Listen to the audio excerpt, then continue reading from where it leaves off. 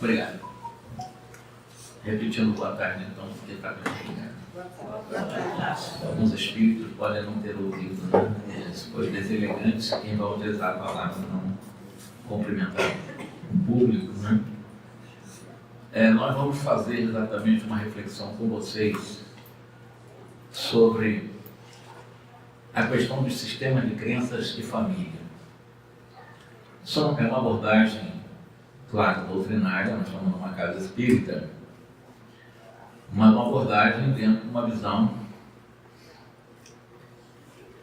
de uma psicologia transpessoal e consciencial, que é o que falta muitas vezes no movimento espírita. O espírita conhecer-se, conhecer o ambiente que vive ou sobrevive, conhecer um pouco no seu comportamento as matrizes das nossas ações, das nossas reações ou até das nossas inações. E eu vou ter um personagem. Eu peguei esse personagem apenas para tentar dar um exemplo, porque é um personagem que eu botei um nome fictício, mas é um personagem real, que serve para abordar no momento que nos foram cedidos aquilo que nós propomos, principalmente a questão de sistemas de crenças familiares. Que cada família tem o seu próprio sistema de crenças, tem os seus padrões de comportamento, tem as suas próprias regras. É como se fosse uma pequena república. Cada família tem as suas próprias regras.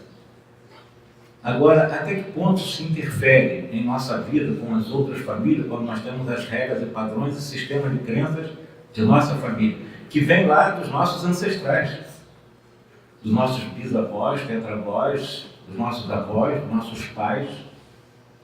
É isso que eu queria conversar, para que nós possamos nos situar em algum momento com a Fátima aqui. A Fátima, ela reproduz com as próprias filhas os costumes castradores que a sua mãe mantinha quando ela era criança. Ela teve uma educação muito rígida e, em algum momento, evidentemente, ela detestava esse comportamento da mãe dela, quando criança, quando mais na segunda fase do seu crescimento, segunda infância e também na adolescência. A mãe era muito castradora.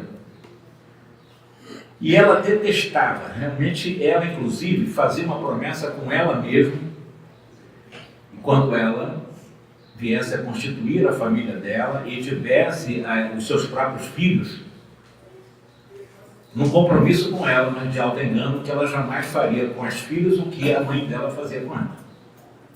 Em função dessa castração, chamadas educações muito castradoras. São aqueles extremos. E existem também aquelas aspas que não são nem educação, eu chamaria de deseducação, que é permissivo. São aqueles pais também que permitem tudo. Tem aqueles que não permitem nada e tem aqueles que permitem tudo. São dois extremos. E ela trazia exatamente esse trauma. E hoje, que ela tem as suas duas filhas, e há uma contradição aí, ela repete exatamente as mesmas atitudes da mãe dela com as duas filhas. E ela detestava isso. Ela não gostava de ser tratada daquela forma. Agora, como casada com as duas filhas, trata da mesma forma as filhas. Por que isso acontece? Já que ela não gostava da forma que como a mãe a tratava. E aqui na minha narrativa, embora ela não queira agir assim, ela vai repetindo até os trejeitos da mãe dela, até as frases que a mãe dela usava, ela usa com as filhas. E ela reprovava profundo, antes de ter a família dela, não aceitava de maneira nenhuma a forma como ela foi educada. E eu acredito que muitos de nós podemos nos adaptar à história de Fátima. Temos tido pais muito duros ou pais muito relaxos ou permissivos demais. E aí, embora ela venha repetir, e ela mesmo vai dizendo para ela que não vai fazer mais isso, ela vai repetindo esse ciclo e mantendo tanto o sofrimento dos filhos, porque ela também sofria como criança, como dela também, porque ela se cobra, ela realmente não gostaria de fazer isso. Agora, o que ela pode fazer para tentar libertar-se desse conflito, desse dilema, que ela projeta nos filhos aquilo que ela reprovava na mãe, e ela faz exatamente como se fosse a mãe dela fazendo com ela. Na realidade, por que isso ocorre? Ela herdou o que nós chamamos de, dentro da psicologia transpessoal, coessencial. Tá? Nós chamamos de modelo familiar herdado, condicionado por esses sistemas de crenças da família. Está no subconsciente, a pessoa às vezes nem racionalmente age, ela age automaticamente. Porque ela herda exatamente esse modelo da família. A mãe era assim, ela vai ser assim, a filha que está sofrendo hoje será certamente assim também com seus filhos. Quando é que isso vai acabar? Que essa não é a melhor forma de se educar um ser reencarnante. A castração, você o tempo todo está xingando, o tempo todo levando a pessoa a passar pelos estímulos cada vez mais violentos, porque as crianças aprendem pelos estímulos que elas recebem. E isso fica no subconsciente. Isso vai criar, e muitos de nós podemos trazer uma criança ferida dentro de nós, que está no subconsciente. Essa criança ferida que a Fátima tinha. E agia da mesma forma por causa da criança. Que ela estava sem saber tratar essa criança que ela passou, projetando quase como uma vingança nas próprias filhas. E aí, evidentemente, como ela recebeu desde bebê essa influência sobre forma, e eu falei de estímulos, evidentemente esses estímulos vêm principalmente dos pais, ou dos chamados adultos significativos no processo de crescimento da criança. Os adultos significativos estão além dos pais, os avós, os tios, aqueles adultos que estão mais próximos, às vezes os professores também têm uma influência também. São adultos significativos na vida de uma criança. Então ela traz isso, e esses estímulos podem, claro, não estamos no mundo de prova e expiação, mas existem estímulos bons, não existe? Existem estímulos positivos.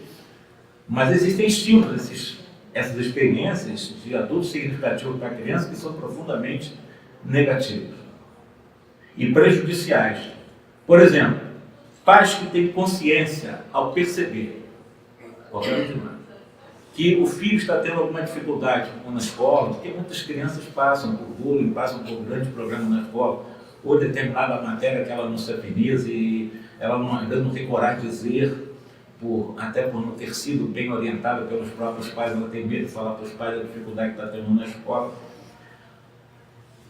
Acontece que, de alguma forma, se um pai, a mãe, ou o responsável pela criança perceber que ela está tendo alguma dificuldade, um pai consciente, espírita consciente, ele, ao invés de fazer crítica, de julgar, de fazer com que esse estímulo seja para deixar a criança numa condição realmente de esmagamento, de crítica, o recomendável é o pai sugerir, eu coloco aqui, o filho, ele vai percebendo de alguma forma, chegar com ele e dizer, olha meu filho, todos nós temos limitações. Então o pai que chega para o filho e diz, eu também tenho minhas limitações.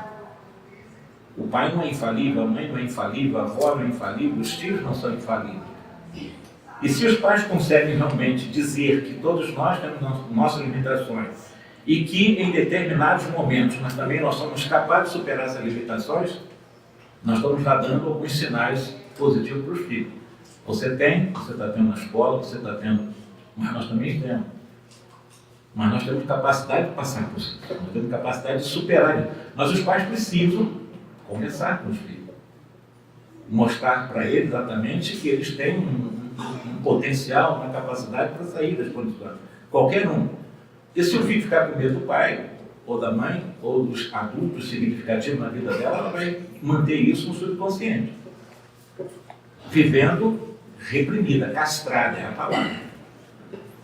E aí, evidentemente, quando nós chegamos para o nosso filho e mostrando para ele que ele tem capacidade de superar, que ele pode agir de uma ou de outra forma, ele buscar caminhos, ou seja, decidir por tal ou qual situação, mas de uma forma em que ela não tenha medo de agir, mesmo sabendo que possa errar. E um pai que consegue levar um filho a essa consciência, porque todos nós, seres humanos, erramos o tempo todo e muitas vezes acertamos. Como é que nós vamos exigir dos filhos que ele acerte sempre? Se eu chego para ele e digo que eu também tenho a dificuldade, E você pode buscar tal ou qual caminhos para tentar buscar com mais segurança você acertar. E se errar, aprender com esse erro e fazer de outra forma, de outra maneira e buscar acertar. Mas nunca dizer que ela não é capaz. A palavra é nunca mesmo. Até porque nenhum ser humano é incapaz. Agora, quando as pessoas alimentam a ideia da sua incapacidade, ela vai alimentando a sua incapacidade até desencarnar. Ela sempre vai se colocar como um lixo da vida. Um zero à esquerda, eu não dou conta, eu não valho nada. Todas as pessoas pensam assim, hoje aqui. Eu não dou conta. Quantas pessoas têm esse negócio? Não dá conta por quê? Eu não tenho jeito mesmo. Quantas pessoas pensam assim ainda aqui? Eu não dou conta disso. A gente tem que usar o bom senso. Por que eu não dou conta? E quando nós chegamos na infância, nas crianças, levar esse potencial da capacidade que elas têm, como nós também temos de superar como adultos, esses são os pais responsáveis. São os pais raros, mas são os pais que existem. E eu vou colocando exatamente nesse meu artigo, ao agir assim, os pais ou adultos significativos estarão estimulando a desenvolver virtudes fundamentais para uma vida saudável. Por exemplo, quando nós estimulamos nossos filhos, que embora tenham sua dificuldade, erra, tem problema numa matéria, tem problema de convivência, tem as questões dos bullying na escola, tudo bem, a gente conversar com ela. Eu passei por isso faz parte e tal, e isso é importante, não vai aprender a humildade, o orgulho. A gente vai dando os caminhos seguros, não dizendo que ela não tem capacidade de superar a situação. Mas os pais precisam conversar. Ficar só pensando nisso, sem verbalizar, evidentemente não haverá um processo de interação educativa, consciente, equilibrada, sem castração, com responsabilidade. E todo filho que é bem educado nessas condições tendem a ter, no seu desenvolvimento, uma autoestima equilibrada, uma autoestima até elevada. São crianças que, mesmo passando por bullying, ela consegue superar. Ela não se sente afetada porque ela se autoestima. E uma pessoa, quando tem autoestima, como criança mesmo, ela não se abala com o que os outros pensam ou falem dela. Porque ela se gosta no sentido mais profundo, porque ela se sente amada. Tanto quanto, ao se sentir amada no sentido de estímulo, ela também se ama. Ela vai se fortalecendo. Nessa autoestima, ela vai buscando um processo natural de autoaceitação. Em qualquer dificuldade, mas como é que uma pessoa, você está falando uma teoria dentro da psicologia transpessoal consciencial, uma criança está passando fome, uma criança está passando necessidade nas regiões de muita miséria. Na realidade, o espírito ele não é pobre. O espírito é a essência divina. Ele está vivendo um momento de pobreza na sua experiência reencarnatória. Mas a essência que está nesse corpo passando a privação, ele não é pobre, ele está vivendo a pobreza. Então, ele tem potencial, então ele tem capacidade de vencer também. Quantos vencem a miséria? E quantos não vencem? Estou falando uma condição socioeconômica, existem outras condições. É muito bonitinha a teoria só para quem tem recurso. Não, porque o espírito, ele não é pobre, o espírito é luz, é centelha divina, seja em condição de pobreza ou de riqueza, em qualquer cultura. Porque nós somos luzes, nós somos centelhas divinas, todo ser humano é. Então é contingência, é circunstancial num processo de pobreza. Há 300 anos de pobreza. Não é para sempre. Esse espírito é um momento para reencarnar em outras condições. Então todos temos capacidade de aprender, sim. Todos temos capacidade de entender que, pela autoestima, me amando, me aceitarei mais nas condições que estou. Porque se nós temos limitações, todo ser humano tem, nós, em essência, não somos limitados. Nenhum ser humano é limitado em essência. Nós temos limitações, que é transitória. Mas, na essência, nós somos ilimitados. Por quê? Porque nós somos imortais. Os espíritos chamam disso. Nós somos espíritos. Isso é para sempre. Então, se nós temos, nós não somos. Ter é transitório. Ainda que eu tenha uma limitação com uma vida ou 10 vidas, mas na eternidade eu sou ilimitado. Eu não tenho limitações. Ficou claro o que é uma coisa com outra? Eu tenho, mas não sou. São verbos que fazem toda a diferença. Então, esteja em qualquer situação socioeconômica, se os pais tiverem também conselho, porque Quantos espíritos superiores demais vivem e reencarnam em condições socioeconômicas bastante desafiadoras? Quase todos que eu conheci na obra de André Luiz, a minoria, bem minoria mesmo, que reencarnaram em condições abastadas. Todas reencarnaram em posições de dificuldade, até em favelas, chamadas favelas antigas dessas comunidades, e espírito elevadíssimo. Então não é justificativo, aqui não há como educar uma criança nessas condições. Porque a criança, transitoriamente, é um espírito adulto que está reencarnado transitoriamente com o corpo de criança. Então tem como ele aprender. O que eu estou trazendo para cá serve não só para uma camada, serve para todos os seres humanos. E aqui eu coloco no meu artigo também essa capacidade de autoconfiança, porque quando ela se autoestima, se autoaceita, ela começa a ter confiança dela.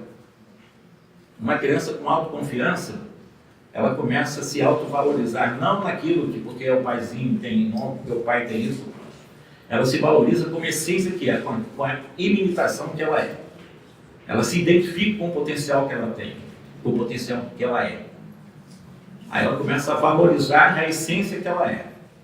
Ela valoriza a realidade essencial e imortal que ela é.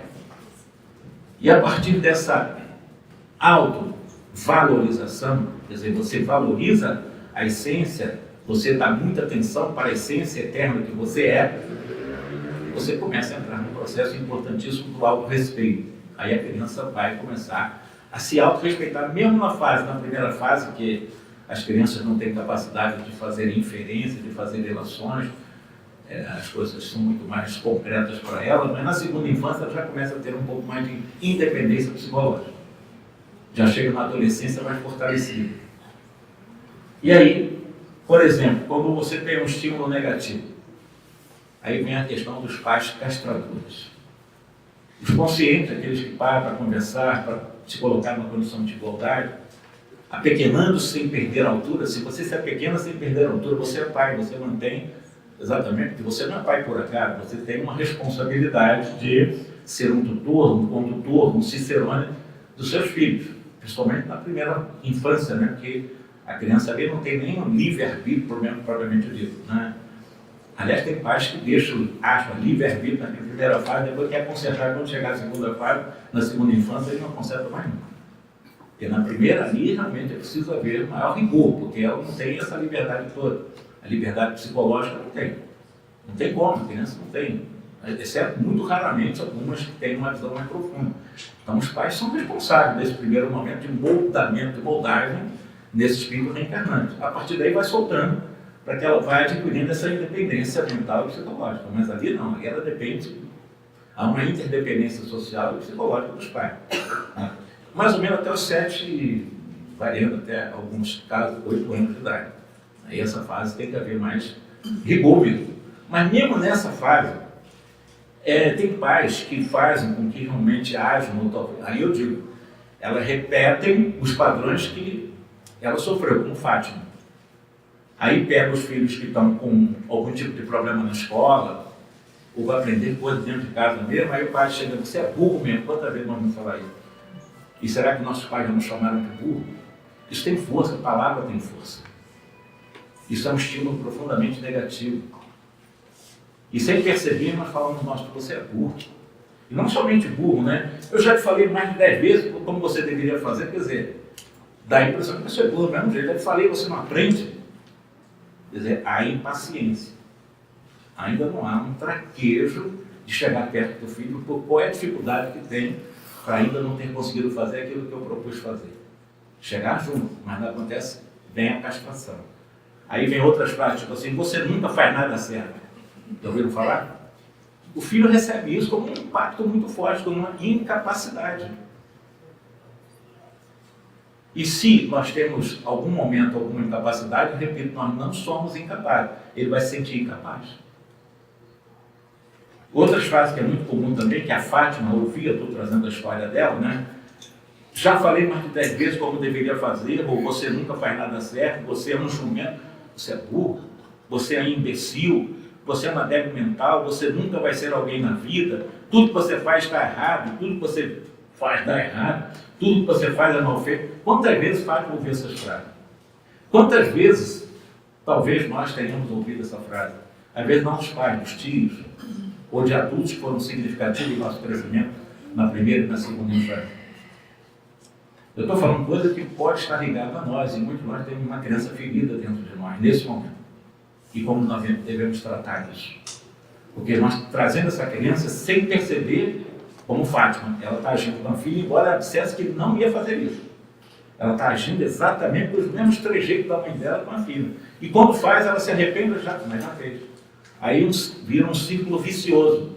Ela vai se arrependendo e fazendo, quer dizer, mordendo e assoprando o tempo todo e não se corrigindo. Ela precisa sair desse processo. Porque a filha vai projetar isso mais tarde também quando tiver seus filhos. Como a sua mãe fez assim, porque certamente a sua avó fez assim com a sua mãe. E aí vai na sequência, eu falei, sistema de crença familiar, que vai seguindo os padrões dos nossos ancestrais. Cada um sabe disso. Eu disse que cada família tem a sua especificidade. Cada família tem as suas próprias regras, é uma republiqueta. Cada uma tem a sua própria regra.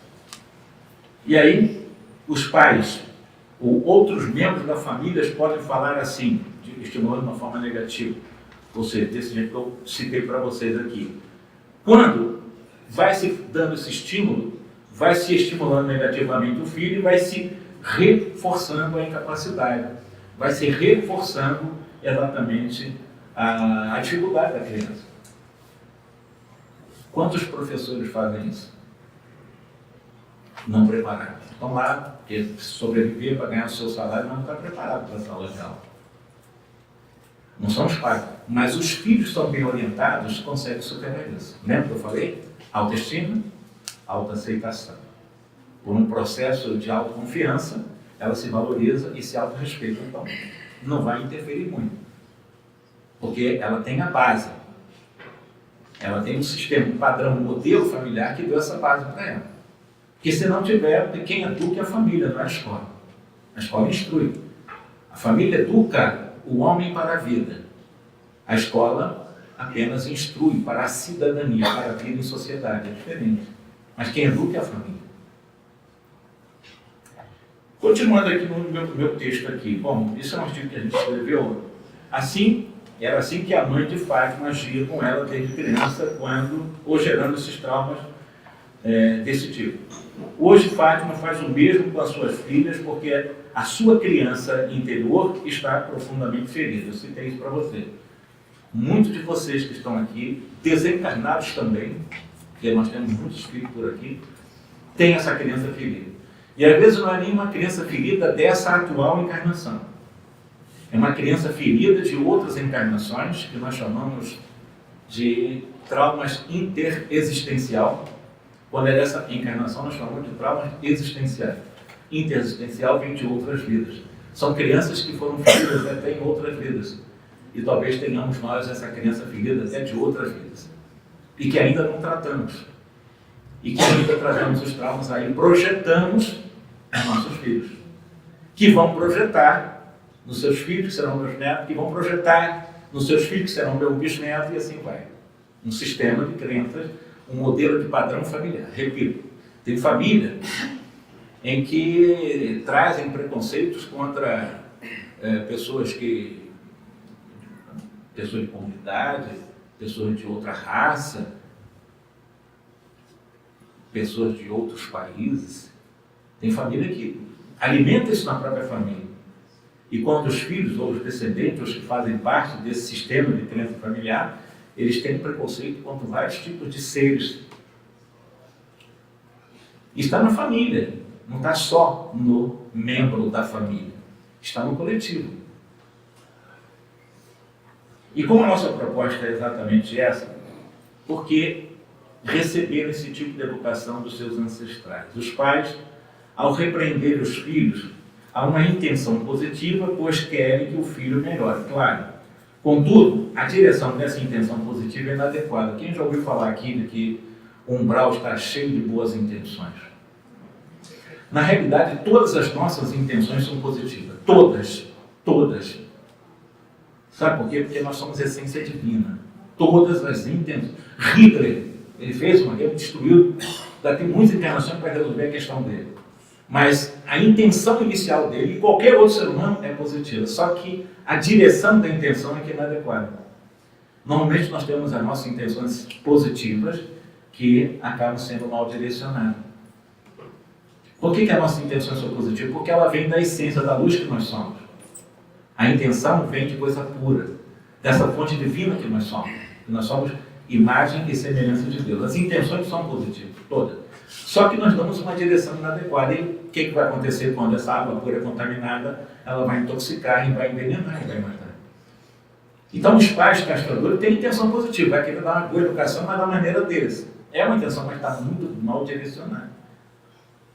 Precisamos trabalhar no conceito de intenção positiva.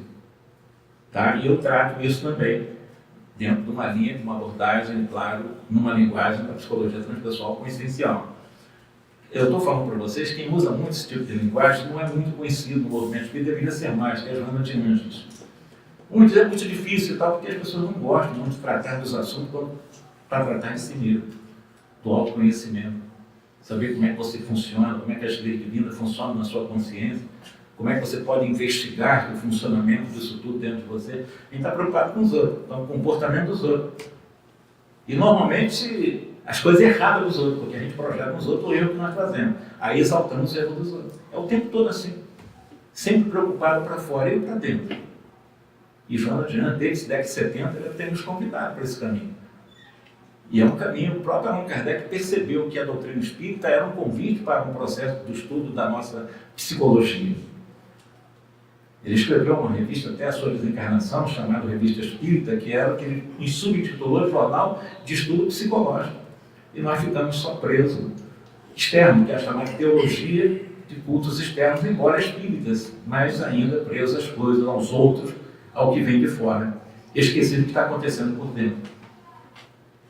E aí, como consequência dessa forma que vão formando esses processos de comportamento, há uma tendência nessa intenção positiva, dessa perpetuação desses modelos familiares, que provém sistema. Quando eu falo crença, é sistêmico mesmo. Sistema está ligado ao processo orgânico de uma família. Quando eu falo sistema de crença, é enraizado essa família.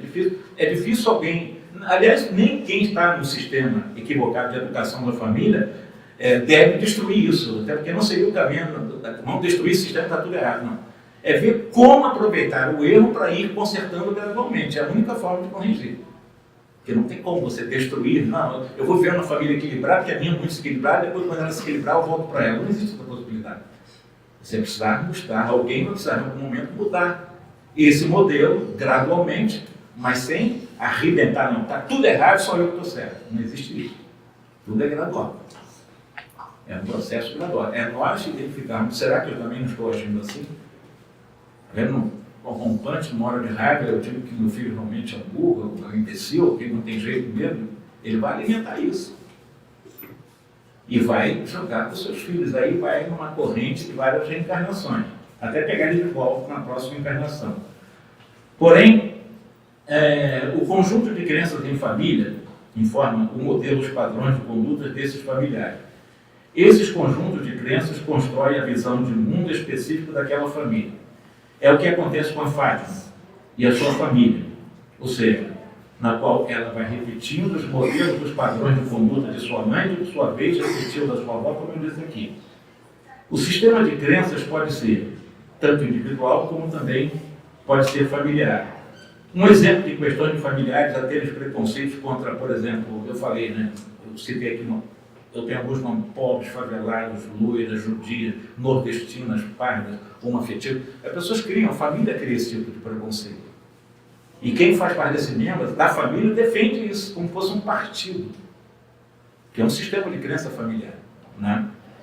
Tudo aquilo que pensamos sobre as pessoas, sobre o mundo, imediatamente cria em nós sentimento, e esse gera uma emoção e uma ação. Ou seja, as emoções nada mais são do que sensações viscerais. Sensações viscerais são esses movimentos bem fisiológicos, né? Daquilo que nós sentimos e que são expressos pelo corpo. Ou seja, o ódio. O ódio é um sentimento, quando nós falamos de emoção de ódio, nós estamos sentindo a sensação de ódio. Nosso pensamento, ele não vem do nada. Nosso pensamento vem de todo um processo de instrução que nós recebemos, de informação que nós recebemos, de aprendizado que nós temos. Cada aprendizado vai formando, através de mecanismos naturais, de células específicas do perispírito e do corpo físico, que gravam, decodificam, que deixam registrado como um HD de computador, que grava as mensagens lá e ficam lá no HD como arquivo. Nós temos células do nosso cérebro físico que têm esse poder. Assim como existem a capacidade física de um HD de computador comum, por isso que um computador, quando surgiu na Terra, era chamado de cérebro eletrônico. Na realidade, que um HD desse de última geração faz, nosso cérebro faz infinitamente muito mais, inclusive as gravações de imagem, sons. Então, quando você está conversando com alguém, ouvindo alguma coisa, vendo um filme, lendo uma revista, você está captando muitas informações, está gerando uma gravação em células específicas do corpo físico e em células específicas do perispírito. Isso está sendo gravado, está indo, formando o nosso chamado mundo mental. E esse mundo mental somos nós. Esse mundo mental são os acertos da nossa experiência, boas ou más. E de onde é que saem os pensamentos? Desse material. O pensamento não surge do nada. Ah, você me faz pensar assim. Mentira, ninguém faz ninguém pensar coisa nenhuma. O pensamento eu tiro de mim.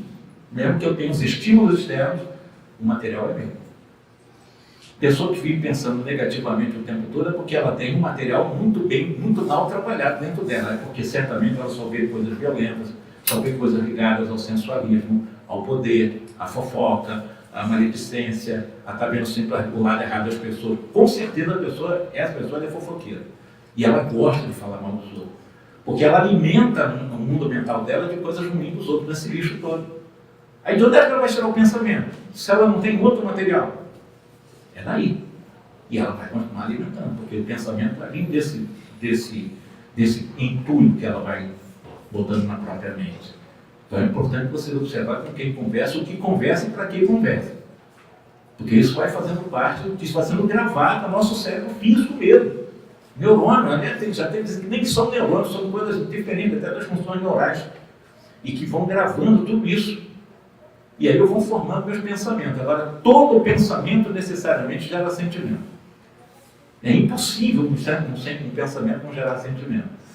E como todo pensamento gera sentimento, e todo sentimento, isso eu estou falando didaticamente, só para efeito de entendimento. Isso acontece ao mesmo tempo. Então, pensei e senti, vai para a emoção. A emoção é visceral, já é física. Se eu pensei no ódio, eu vou sentir o ódio e eu vou vivenciar o ódio no corpo. Eu vou produzir algum tipo de substância químico-eletricamente falando, ou bioquímico do cérebro, que vai alterar o meu corpo, vai alterar as minhas emoções, vai alterar a minha saúde. Então, é importante saber o que eu penso. Por que eu penso? Eu estou falando de criança, estou falando de... Nós trazemos traumas, dilemas, conflitos do passado, do presente, e a proposta de uma ressignificação de crenças que possam estar no nosso subconsciente, que geram o nosso pensamento, geram sentimentos, geram emoções que já estão fisiológicas, é começar a prestar atenção por que eu penso isso e não penso aquilo, mesmo que eu tenha tido uma educação castrada, mesmo que meus pais tenham sido, ou nem até tenham sido ausentes, porque o estímulo também pode ser neutro, depende, cada caso é um caso. Mas os estímulos positivos ou negativos ou neutros, de alguma forma, trazem para nós ou conflitos, ou dilemas, ou trazem traumas. Como é que eu estou agindo com meu filho? Somos diferentes? Indiferente, certamente, em algum momento, esses estímulos, ou maus ou neutros, estiveram na minha trajetória como criança. Será que realmente eu paro para conversar com meu filho? Qual é a dificuldade que você está tendo? Qual é a maior dificuldade que você tem com você? Porque os pais também são psicólogos, são terapeutas. Os pais também deveriam ser os grandes terapeutas dos seus filhos. Deveriam ser. Não ficar jogando para os outros. Ou jogando para os professores, porque não consegue, não aguenta o filho, joga para os professores. Quando a responsabilidade é dele. É muito fácil jogar para as escolas. Ou então jogar para o tubo maluco, que antigamente chamavam de tubo maluco, hoje tem todas as características de televisão. Joga para a televisão, joga para o celular, não quer se incomodar. Nós estamos criando aí algum tipo de estímulo muito negativo. para um futuro adulto que vai levar certamente o seu filho ao mesmo comportamento. Porque é difícil romper esse sistema, esse modelo aprendido na família. Repito, a família é a base da educação, da nossa educação. A escola, os institutos que estejam fora da família, apenas nos preparam para a vida social, a chamada cidadania. É o ensinamento, o aprendizado de várias matérias, tudo bem, é importantíssimo para um processo de interdependência social, mas precisamos um do outro. É impossível viver sem o outro. É impossível. Mas não da dependência afetiva, não da algema afetiva. Quando existe uma algema afetiva, o que acontece? A pessoa que depende afetivamente da outra, ela praticamente não anda, porque acha que a outra é a muleta dela. Então, ela não tivesse um problema nas pernas, só anda com a outra. Mas a outra não vai viver eternamente. E quando a outra desencarnar, ela vai deixar de andar, e isso acontece muito. Conhecemos um caso específico de Suzana. Ela vivia muito bem com o marido, mas ela se dizia apaixonadíssima pelo marido. Faltam 5 minutos, 5 minutos, não é? 6. E esse é um outro tema. Eu estou abordando aqui esse outro tema, porque eu lembrei, porque estou fazendo um encaixe em função da Suzana que me veio à cabeça. E a Suzana, ela tinha essa algema, uma verdadeira prisão afetiva com o marido. O marido era tudo para ela. Eu não vivo seu marido, ela falava isso para todo mundo. Ia lá para as redes sociais, eu não vivo seu marido. Ele é meu ar. Acontece com muita gente aí. É meu amor. Seu amor. De repente o marido, cara, ninguém pode ser sugado com uma pessoa desse jeito, pegar a volta, né? O marido pediu divórcio. Aí arrebentou a vida. Né? Elas expulsam uns para os outros, aqueles falsos sorrisos nas redes sociais. E Suzana, com 15 dias depois do pedido de divórcio, dava um tempo para poder realmente ocorrer dentro dos instrumentos judiciais. Coisa tanto mais rápida, acontece 24 horas. Né? Mas ela, com 15 dias, desenvolveu uma trombose. 15 dias do pedido do divórcio. Por quê? Havia esse aprisionamento afetivo com o marido. Ela realmente se entregou, mas isso não é amor. Isso é uma prisão afetiva. É uma escravização psicológica. E o marido realmente pediu divórcio. Sempre que ela estava mais ou menos de vida, a família recorreu rápido à medicina e foram rápido lá para poder realmente ajudá-la.